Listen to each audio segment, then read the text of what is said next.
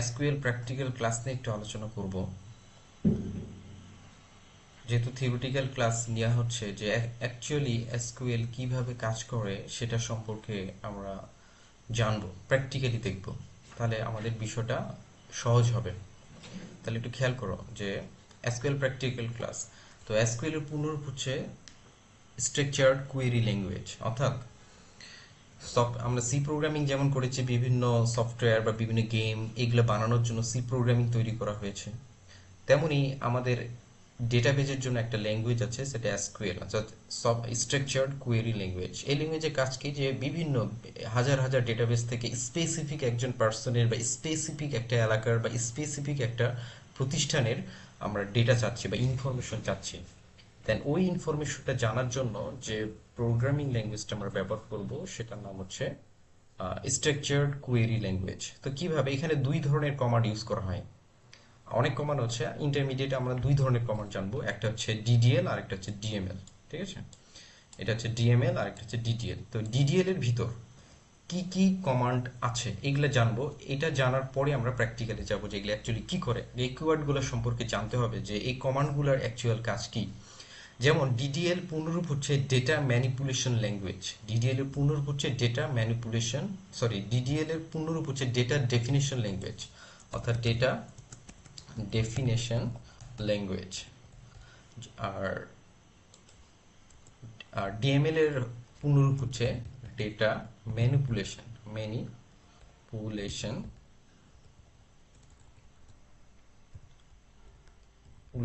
Language. আচ্ছা, এটা একটু পূর্ণরূপটা মনে রাখবা যে ডিডিএল এর পূর্ণরূপ হচ্ছে ডেটা ডেফিনেশন ল্যাঙ্গুয়েজ, আর ডিএমএল এর পূর্ণরূপ হচ্ছে ডেটা ম্যানিপুলেশন ল্যাঙ্গুয়েজ। এটা তো এই ডিডিএল এর আবার কতগুলো শাখা আছে, ডিএমএল এর কিছু শাখা আছে। তো ডিডিএল এর যে শাখাগুলো একটু খেয়াল করো, যে প্রথম যেটা নাম সেটা হচ্ছে ক্রিয়েট। ক্রিয়েট মানে কি, আমরা যে এই যে একটা টেবিল তৈরি করছি, পাশে দেখো এই যে একটা টেবিল তৈরি করছি, টেবিলের নাম হচ্ছে রেজাল্ট। রেজাল্ট নামে যে একটা টেবিল তৈরি করব, অর্থাৎ এই টেবিলে মনে করে ইনফরমেশনগুলো নাই, একবার ফাঁকা একটা টেবিল তৈরি করব, এটার জন্য যে কিওয়ার্ডটা তৈরি করব সেটা হচ্ছে ক্রিয়েট। অর্থাৎ একটা টেবিল তৈরি করার জন্য মনে করো আমি এই ইনফরমেশনগুলো দেই নাই, যে 101 এই যে রাজু আছে, এই ইনফরমেশনগুলো নাই, অর্থাৎ একটা টেবিল তৈরি করলাম। এটা খেয়াল করো যে টেবিলের কয়টা কলাম আছে, তিনটা, অর্থাৎ তিনটা ফিল্ড আছে, একটা হচ্ছে আইডি, একটা নেম আর একটা হচ্ছে জিপিএ। এই একটা টেবিল তৈরি করব, এই তৈরি করার জন্য যে কমান্ডটা ব্যবহার করব সেটা হচ্ছে ক্রিয়েট। আচ্ছা, এবার আসি ড্রপ। আমি এই টেবিলটার নাম সহ, এই টেবিলটা নাম সহ পুরোটাই ডিলিট করে দিব। তাহলে আমরা যে কমান্ডটা ইউজ করবো সেটা হচ্ছে ড্রপ।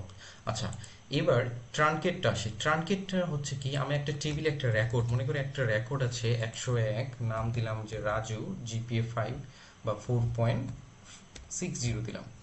তো এই যে আমরা এখানে একটা রেকর্ড আছে, তাহলে এখানে আরো একটা রেকর্ড দিলাম যে 102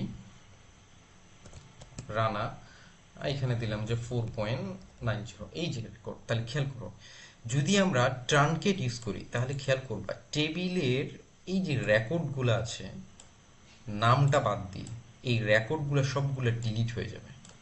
আবার বলি, ড্রপ মানে টেবিলের নাম সহ ডিলিট, আর ট্রানকেট মানে টেবিলের নাম ঠিক থাকবে আর এই রেকর্ডগুলো ডিলিট হয়ে যাবে ট্রানকেট যদি ইউজ করি। ঠিক আছে, আর রিনেম মানে, যেমন এই টেবিলের নাম হচ্ছে রেজাল্ট, এখন আমি এই টেবিলের নাম আমি অন্য কিছু দিয়ে দিব, রেজাল্টের বাদ দিয়ে আমি দিলাম স্টুডেন্ট দিয়ে দিলাম। তাহলে এই যে রিনেম করা, অর্থাৎ একটা নাম চেঞ্জ করে দিলাম, এটা হচ্ছে ইউজ করব তখন কি, রিনেম। তাহলে আবার বলি যে ক্রিয়েট মানে হচ্ছে একটা ডেটা টেবিল তৈরি করব, সেই ডেটা টেবিল তৈরি করার জন্য যে কমান্ডটা ব্যবহার করব সেটা ক্রিয়েট। দুই নাম্বার হচ্ছে ড্রপ, অর্থাৎ একটা টেবিল নাম সহ, এই স্টুডেন্ট নাম সহ এই টেবিলটা পুরোটা ডিলিট করব, তখন যে কমান্ডটা ইউজ করব সেটার নাম হচ্ছে ড্রপ। তিন নাম্বার হচ্ছে ট্রানকেট, অর্থাৎ টেবিলের নাম ঠিক থাকবে কিন্তু বাকি যে রেকর্ডগুলো আছে সবগুলো আমি ডিলিট করে দেবো, কিন্তু টেবিলের নামটা ঠিক থাকবে, তাহলে আমরা ইউজ করবো আমরা ট্রানকেট। আচ্ছা, রিনেম কনকার টেবিলের নাম আমরা চেঞ্জ করব, রেজাল্ট থেকে যেমন স্টুডেন্ট করেছি, যেমন স্টুডেন্ট থেকে আমি যদি রেজাল্ট করতে চাই তাহলে আমরা ব্যবহার করব হচ্ছে রিনেম। ঠিক আছে, তো আমি নেক্সট আমরা যে আলোচনা করব ডিএমএল। তো ডিএমএল এর এগুলো কাজ কি সেটা আমরা পরবর্তী ক্লাসে আলোচনা করব।